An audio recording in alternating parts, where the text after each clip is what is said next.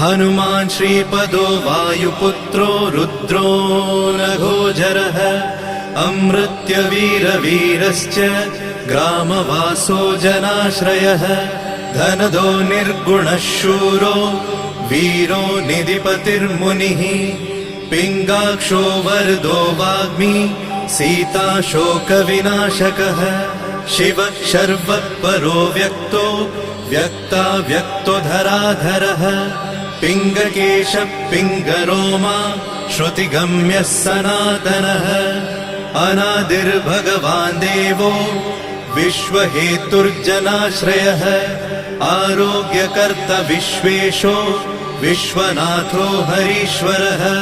भर्गो रामो रामभक्तः कल्याणप्रकृतिस्थिरः विश्वम्भरो विश्वमूर्तिर्